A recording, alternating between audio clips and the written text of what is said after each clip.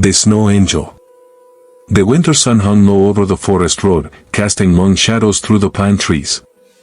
Sarah Mitchell pulled her black SUV to the side of the snowy path and turned off the engine. The silence that followed was profound, broken only by the whisper of falling snow. She had been driving for hours, escaping the demands of her corner office in Manhattan. As the CEO of a successful marketing firm, Sarah was used to making decisions that affected hundreds of employees. But lately, the pressure had become suffocating. She needed air. She needed quiet. She needed to remember who she was before the business suits and board meetings. The Forest Preserve in upstate New York seemed like the perfect refuge. She had planned to take a short walk, clear her head, and return to the city by nightfall. The snow was falling steadily now, each flake catching the golden light of late afternoon. Sarah stepped out of her vehicle, pulling her cream-colored coat tighter around her shoulders. The cold air stunned her cheeks, but it felt cleansing somehow. Honest. She took a deep breath and started walking along the tree line, her boots crunching in the fresh powder. That was when she heard the voice. "Ma'am." Sarah turned around. Standing in the middle of the snowy road was a little girl, no more than 4 years old. She wore a gray cardigan over a sparkly red dress that seemed more suited for a holiday party than a winter forest. Her blonde hair was pulled back in 2 small pigtails, and her blue eyes were wide with worry. Sarah's heart immediately tightened. She looked around quickly, searching for parents, for anyone. The road was empty in both directions. The forest stood silent and watching. "Hello, sweetheart," Sarah said gently, kneeling down to the child's level despite the snow soaking through her pants. "Are you okay?" The little girl's lower lip trembled. "Ma'am, I can't find my daddy." The words sent a chill through Sarah that had nothing to do with the winter air. She glanced around again, more urgently this time. How long had this child been out here? Where had she come from?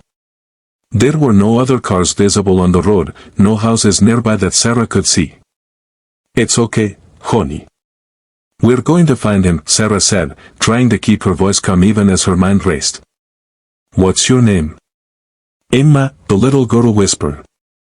"Emma, that's a beautiful name." "I'm Sarah." She reached out and took the child's small, cold hands in her own. They were like ice. "Emma, where did you last see your daddy?" Emma turned and pointed toward the woods. "We were walking. It was showing me animal tracks. Then I saw a rabbit and I followed it, and when I turned around, he was gone."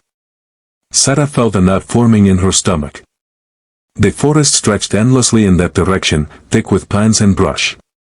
A child could easily get turned around. But so could an adult, especially if they were searching frantically for a missing daughter. "How long ago was that, sweetheart?" Emma's eyes filled with tears. "I don't know. A long time." He called and called, but he didn't answer. Sarah made a decision. She pulled out her phone, but there was no signal this deep in the preserve. She cursed quietly under her breath, then looked at Emma with renewed determination. "Okay, Emma, here's what we're going to do. We're going to find your daddy together. But first, let me get you something warm." Sarah jogged back to her SUV and grabbed the emergency blanket from her trunk, wrapping it around Emma's small shoulders. The girl looked up at her with such trust that Sarah felt her chest constrict. In that moment, nothing else mattered. Not her company, not her stress, not the million emails waiting in her inbox. "Can you show me where you entered the woods?" Sarah asked. Emma nodded and took Sarah's hand.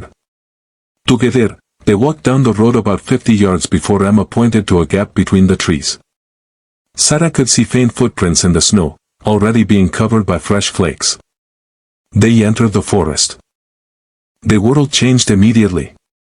The trees blocked most of the remaining light, creating a twilight atmosphere even though sunset was still an hour away. Sarah kept Emma close, following the tracks when she could see them, calling out every few minutes. "Hello. Emma's father. Can you hear me?" Her voice echoed strangely among the pines, absorbed by snow and bark. Emma held tight to her hand, occasionally calling out, "Daddy," in her small voice. They walked deeper into the woods. Sarah's business mind, usually so good at solving problems, felt useless here. There were no spreadsheets, no strategies that could help. There was only the snow, the trees, and the growing darkness. Just when Sarah was beginning to worry seriously about getting lost themselves, she heard something. A shout, distant but definitely human. "Did you hear that?" she asked Emma. The little girl's face lit up. "Daddy." They moved faster now, Sarah helping Emma over fallen logs and through deep drifts. The shouting grew louder. And then, in a small clearing, they saw him. A man in his 30s, wearing a blue winter jacket, spinning in circles and calling Emma's name with increasing desperation. His face was red from cold and exertion, his eyes wild with fear. "Daddy!" Emma cried out. The man whirled around. For a moment, he stood frozen, as if unable to believe what he was seeing. Then he ran forward, dropping to his knees as Emma launched herself into his arms.